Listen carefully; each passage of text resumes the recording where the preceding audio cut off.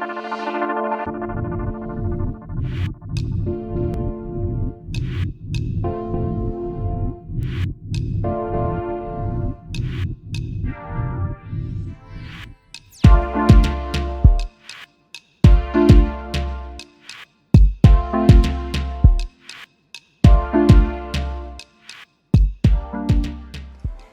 hello, I am dishing out breakfast, which is a baked custard, and we haven't had baked custard for a while, so it's going to be super yummy, and that's what I'm up to right now. You know, YouTube keeps recommending pantry videos to me, so I've been watching some because I love pantries. I specifically love my pantry, so I thought I'd throw in this vlog, just a quick tour of my pantry.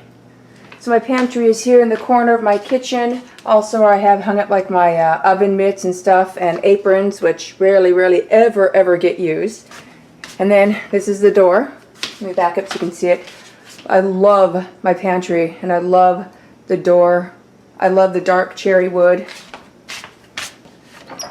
So this is how I generally keep my pantry. So on the wall here and to the side, I don't really have much things functional on the hooks. I got a bag with stuff for my stove and oven, and then I just keep a plastic bag full of plastic bags, and that's what I refill our small trash cans with that are in the bathrooms, and I have one in the laundry room and one in the living room. This is my small trash can liners I use plastic bags for. And then up here in the top shelf, that's hard for me to reach, so I put stuff up there that I don't need to grab very often. I have extra flour, sugar, cornstarch, salt, things like that. Some vegetable stock, some fruits and veggies and evaporated milk that I don't grab very often. So just things up there that I don't need to grab too often. And like Caro syrup, I think I used it once for a pecan pie. So, and then the next shelf down I have honey, and then behind the honeys it's a bottle of schnapps. And then there's that turmeric powder for making golden milk. And then in that bin, that's my peanut butter and almond butter and raisins bin.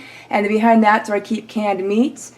Then I have some can organizers for my cans, and on top of that I have some disposable pans. That's like what I use for potlucks at church and such. And then just some noodles that I picked up from Dollar Tree for someone to have when they're hungry. Then the next shelf down has a plug, so that's actually where my microwave is. So we keep my microwave there, and on top of the microwave I just keep bread. And then next to the microwave is where I store my KitchenAid mixer, and then I just take it out and pop it on the kitchen counter when I need to use it, and then just slide it back when I'm done. And then the next shelf down in those two bins, those are chia seeds and whole almonds, and then behind those are more chia seeds and some flax seeds, and then I just have a bag of pistachios there that we're finishing up. And then the rest of this whole shelf are all can organizers. I have an extra can up here because that organizer is full. And then I have a little slide out bin here that I keep. That's just where I keep my tomato paste there. And then after that, I have some wire shelves here on the side. So in the top shelf here, that's where I just keep, you know, kitchen stuff like tin foil, parchment paper, saran wrap type stuff. Then I got a bin, that's the dog's treat bin, and that's also where I keep her toothbrush and her toothpaste. The next bin down, or the next shelf down, is kind of my husband's. He has some random things there he likes to keep, and I keep my steam baskets there. Next one down is where I keep my different sizes of Ziplocs. And then the next one down is where I have trash bags ready to grab. And then on the floor, in the central part there, I usually keep a step stool there, but it is currently in use in another part of the house. And then I just have like some pickles and extra trash bags and extra Ziplocs and stuff there. And then in the back there on the floor is where I keep my food processor. So I generally keep my pantry fairly organized so that I know where everything is, and so that I can take a look at a glance and see what I need when I need things. And then I do have a couple of cupboards in my kitchen where I will keep spaghetti sauce and pasta and my seasonings. And then other than that, I have this over here.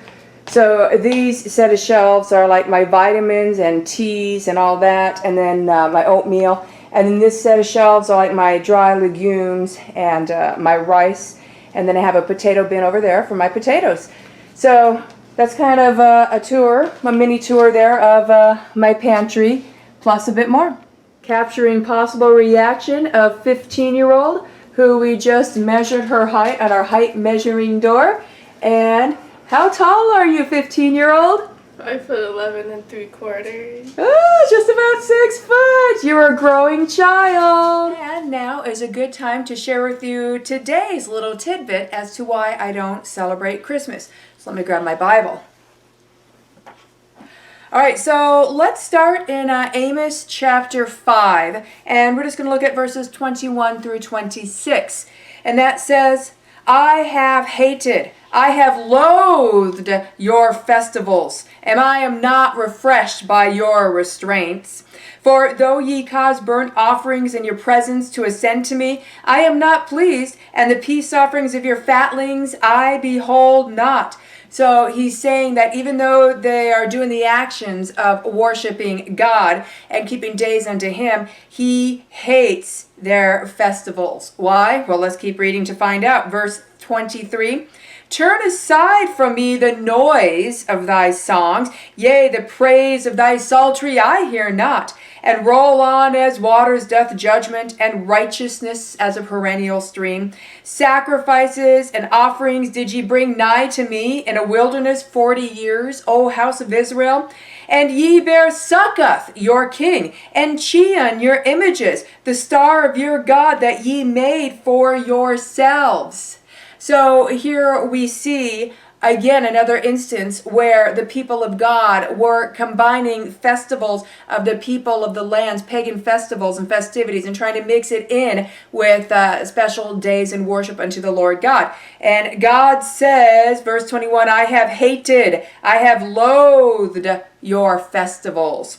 All right, and then notice here in verse 26, where it says, Chion your images, the star of your God. So Chion was an idol of their god Saturn, and then the star of their god being Saturn, the planet. And lest you think that this is just Old Testament, this is reiterated in the New Testament. So let's turn to Acts chapter 7. See, I told you we were going to get back into Acts chapter 7. Okay, and then we want to do verses 42 and 43. So Acts chapter 7, verses 42 and 43. And God did turn and did give them up to do service to the host of heaven, according as it hath been written in the scroll of the prophets, slain beasts, so it's talking about how it's quoting the Old Testament, slain beasts and sacrifices you did offer to me 40 years in the wilderness, O house of Israel. See, Acts chapter 7 is quoting from Amos chapter 5, showing how this is still relevant even under the new covenant. Verse 43, and ye took up the tabernacle of Moloch and the star of your god Remphan, the figures that ye made to bow before them, and I will remove your dwelling beyond Babylon. So the tabernacle of Moloch. Moloch is the same as Baal. Baal was born when? December 25th. Okay, and then we have Remphan. Remphan is their Saturn god, the same thing as Chion in the Old Testament.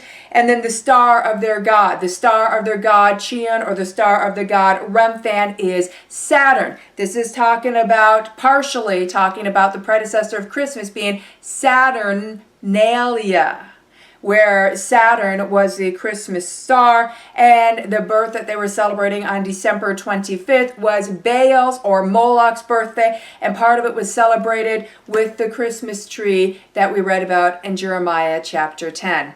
So here we have just another little tidbit of one of the many reasons as to why I don't celebrate Christmas. It's very clear in the scriptures that God does forbid it.